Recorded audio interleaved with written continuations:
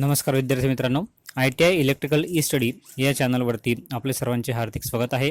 आज या ठिकाणी आपण वीजतंत्री प्रथम वर्ष थिअरी यामधील जो अल्टरनेटिंग करंट म्हणजे AC करंट जो कन्सेप्ट आहे त्याबद्दल थोडक्यात माहिती घेणार आहोत. चला तर मग माहिती घेऊया.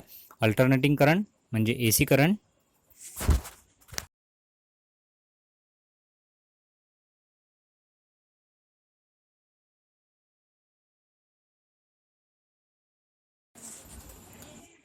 अल्टरनेटिंग करंटची माहिती घेत असताना आपण या ठिकाणी बघणार आहोत इलेक्ट्रिक सप्लायचे दोन प्रकार असतात. पहिला आहे AC सप्लाय आणि दुसरा आहे DC सप्लाय. जो DC सप्लाय आहे तो काही विशिष्ट ठिकाणी वापरला जातो, जसं की इलेक्ट्रोप्लेटिंग आहे, बॅटरीचं चार्जिंग आहे, आर्क लॅम्प आहेत, रेल्वे, वाहनांमधील इंजिन चालू करण्यासाठी असे जे मोजके ठिकाणं आहे अशा मोजक्या ठिकाणीच जो DC सप्लाय आहे तो DC सप्लायचा वापर केला जातो. मात्र जो DC सप्लाय आहे त्या DC सप्लायच्या तुलनेमध्ये जो AC सप्लाय आहे त्या AC सप्लायचा वापर हा पुष्कळ ठिकाणी केला जातो, जास्त प्रमाणात केला जातो. DC सप्लायपेक्षा जो AC सप्लाय आहे त्या AC सप्लायचे फायदे देखील जास्त असतात. DC वीज निर्मिती करण्यापेक्षा जी ACची वीज निर्मिती आहे ती सोपी असते, स्वस्त असते. त्याचप्रमाणे AC सप्लायचे DC सप्लायमध्ये आपल्याला सहजपणे रूपांतर करता येत असल्याने DCची जी वीज निर्मिती आहे ती जवळपास खूपच कमी झालेली आहे. आता आपण बघूया DC सप्लाय म्हणजे काय. DC सप्लाय म्हणजे डायरेक्ट करंट. जो सप्लाय आपली दिशा आणि किंमत कधीही बदलत नाही, तो सातत्याने वाहत राहतो, असा जो सप्लाय आहे अशा सप्लायला आपण DC सप्लाय असं म्हणत असतो. DC सप्लाय म्हणजे काय, डायरेक्ट करंट म्हणजे काय की जो सप्लाय आपली दिशा आणि किंमत कधीही बदलत नाही आणि कधीही न बदलता सातत्याने तो वाहत असतो, अशा सप्लायला आपण DC सप्लाय असं म्हणत असतो. पुढे आहे AC सप्लाय. AC सप्लाय म्हणजे काय, अल्टरनेटिंग करंट. जो सप्लाय वाहत असताना आपली दिशा आणि किंमत हा सतत बदलत असतो, असा जो सप्लाय आहे अशा सप्लायला आपण AC सप्लाय असं म्हणतो. AC सप्लाय म्हणजे काय की जो सप्लाय वाहत असताना आपली किंमत आणि दिशा सतत बदलत असतो, अशा सप्लायला आपण AC सप्लाय असं म्हणत असतो. आता आपण बघूया की AC सप्लायचे फायदे कोणकोणते आहेत. AC सप्लायचे DC सप्लायच्या तुलनेमध्ये जे फायदे आहेत ते फायदे कोणकोणते आहेत ते बघूया आपण. AC सप्लायची जी वीज निर्मिती आहे ती वीज निर्मिती आपल्याला 66 केव्हीने म्हणजे 66,000 व्होल्टने करता येते. तर जो DC सप्लाय आहे त्या DC सप्लायची वीज निर्मिती ही फक्त 650 व्होल्टेजपर्यंतच आपल्याला करता येते. त्याचबरोबर AC सप्लायची जी वीज निर्मिती आहे म्हणजे जनरेशन, ट्रान्समिशन आणि डिस्ट्रीब्युशन म्हणजे AC सप्लायची वीज निर्मिती, त्याचं वहन आणि वाटप हे जे आहे हे जो DC सप्लाय आहे त्या DC सप्लायपेक्षा आपल्याला नेहमीच स्वस्त पडतं. जो ट्रान्सफॉर्मर आहे त्या ट्रान्सफॉर्मरच्या सहाय्याने AC सप्लायचं व्होल्टेज आपल्याला कमी किंवा जास्त करता येतं, त्यामुळे जे ट्रान्समिशन असतं ते ट्रान्समिशन आपल्याला स्वस्त पडत असतं.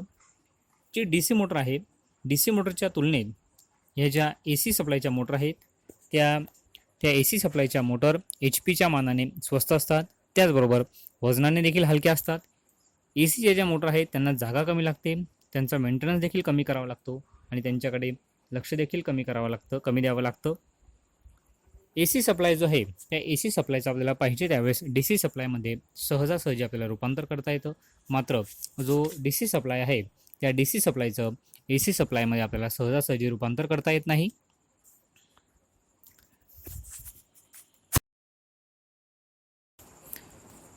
आता आपण बघूया DC सप्लायचे फायदे AC सप्लायच्या तुलनेमध्ये. AC सप्लायची वीज निर्मिती ही एकूण वीज निर्मितीच्या 95% जरी असली तरी DC सप्लाय देखील आपल्याला दुर्लक्षित करून चालत नाही.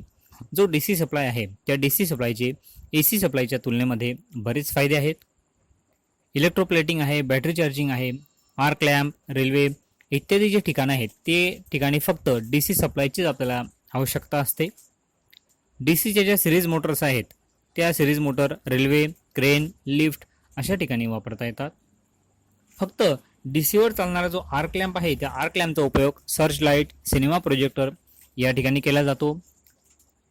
DCचं जे आर्क वेल्डिंग आहे ते AC वेल्डिंगपेक्षा हे चांगलं असतं. त्याचबरोबर रोलिंग मिल्स, पेपर मिल्स इत्यादी जे ठिकाणं आहे त्या ठिकाणी फाईन स्पीड कंट्रोलिंगसाठी दोन्ही दिशेमध्ये आवश्यक असतं. त्यासाठी ज्या DC मोटर आहेत त्या DC मोटरचाच वापर या ठिकाणी केला जातो.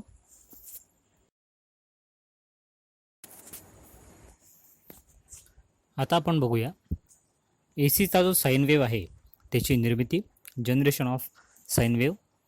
जेव्हा एखादा कंडक्टर चुंबकीय क्षेत्रामध्ये फिरवला जातो, जेव्हा एखादा कंडक्टर हा चुंबकीय क्षेत्रामध्ये फिरवला जातो तेव्हा फॅरेडेच्या इलेक्ट्रोमॅग्नेटिक इंडक्शनच्या नियमानुसार त्या कंडक्टरमध्ये EMF हा निर्माण होत असतो.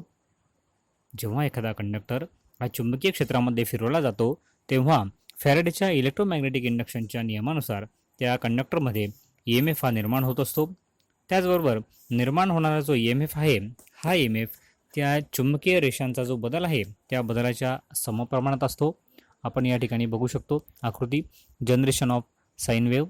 त्या ठिकाणी आकृती A, B, C, D आणि E अशा 5 आकृत्या दाखवलेल्या आहेत. 5ही आकृत्यामध्ये जे चुंबकीय क्षेत्र आहे त्या चुंबकीय क्षेत्रामध्ये जो कंडक्टर फिरतो त्या कंडक्टरची स्थिती आपल्याला या ठिकाणी दाखवलेली आहे. आता आपण बघू शकतो आकृती A मध्ये जो कंडक्टर आहे तो कंडक्टर आणि चुंबकीय रेषा या एकमेकांच्या काटकोनात आहे. चुंबकीय रेषा आणि कंडक्टर हे दोघं एकमेकांच्या काटकोनात आहे. अशा स्थितीमध्ये जो लूप आहे त्या लूपकडून चुंबकीय रेषा कापल्या जात नाहीत, म्हणून अशा स्थितीला या ठिकाणी EMF हा निर्माण होत नाही. आता आकृती क्रमांक जी B आहे त्यामध्ये जो लूप आहे हा चुंबकीय रेषांना समांतर आहे. जो लूप आहे हा चुंबकीय रेषांना समांतर आहे. अशा स्थितीला ज्या चुंबकीय रेषा आहेत त्या चुंबकीय रेषा या त्या लूपकडून म्हणजे कॉईलकडून जास्तीत जास्त कापल्या जातात आणि जी कॉईल आहे म्हणजे जो लूप आहे त्या लूपमध्ये जास्तीत जास्त EMF या ठिकाणी निर्माण होत असतो. आकृती क्रमांक जी C आहे त्या C मध्ये त्या लूपचा 180 अंशाचा एक फेरा पूर्ण होतो. अशी जी स्थिती आहे अशा स्थितीला जो लूप आहे हा चुंबकीय रेषांच्या 90 अंशात आल्यामुळे त्यामुळे या स्थितीमध्ये देखील त्या लूपमध्ये म्हणजे त्या कॉईलमध्ये हा EMF या ठिकाणी निर्माण होत नाही. आता लूप फिरण्याची दिशा ही बदलते आहे. पुढच्या याच्यामध्ये लूप फिरण्याची दिशा बदलत आहे. या ठिकाणी लूपची जी X बाजू आहे ती X बाजू N पोल समोर तर Y बाजू ही S पोल समोर आलेली आहे. लूपची जी X बाजू आहे ती X बाजू N समोर आलेली आहे आणि जी Y बाजू आहे ती Y बाजू S पोल समोर आलेली आहे. अशा स्थितीमध्ये जी कॉईल आहे ती 270 अंशाचा फेरा या ठिकाणी पूर्ण करते. अशा स्थितीमध्ये जी लूप म्हणजे कॉईल आहे त्या लूपमध्ये जास्तीत जास्त EMF निर्माण होतो. मात्र ही जी स्थिती आहे ती आकृती क्रमांक जी B आहे ती Bच्या विरुद्ध स्थिती निर्माण होते. त्याचबरोबर जी आकृती क्रमांक E आहे त्या आकृती क्रमांक E मध्ये A सारखी स्थिती या ठिकाणी निर्माण होते आणि या स्थितीमध्ये देखील जो EMF आहे तो EMF या ठिकाणी निर्माण होत नाही. म्हणजेच या ठिकाणी आकृती क्रमांक A आणि E पर्यंतची जी स्थिती आहे त्या स्थितीचा जर आपण अभ्यास केला या 5ही स्थितीमध्ये जो लूप आहे म्हणजे जी कॉईल आहे ती चुंबकीय क्षेत्रामध्ये एक फेरा ही पूर्ण करत असते. त्यामुळे त्या लूपमध्ये कमी जास्त जो EMF आहे तो कमी जास्त EMF निर्माण होत त्या निर्माण होणाऱ्या EMFचा जो जर आपण आलेख काढला तर तो या ठिकाणी असा एक साईन वेव्ह तयार होतो. अशा पद्धतीचा हा AC सप्लायचा साईन वेव्ह आहे. आपण या ठिकाणी बघू शकतो, आकृतींचा अभ्यास करू शकतो. त्या एखाद्या चुंबकीय क्षेत्रामध्ये जर आपण कंडक्टर फिरवला त्या कंडक्टरमध्ये फॅरेडेच्या इलेक्ट्रोमॅग्नेटिक इंडक्शनच्या नियमानुसार EMF निर्माण होत असतो आणि तो निर्माण होणारा जो EMF आहे हा त्या चुंबकीय रेषांचा जो बदल आहे त्या बदलाच्या समप्रमाणात या ठिकाणी असतो.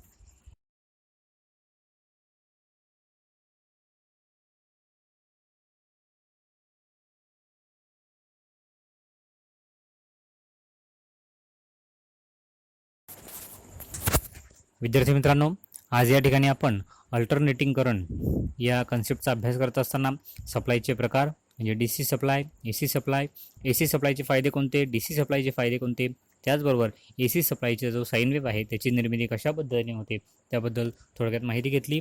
धन्यवाद.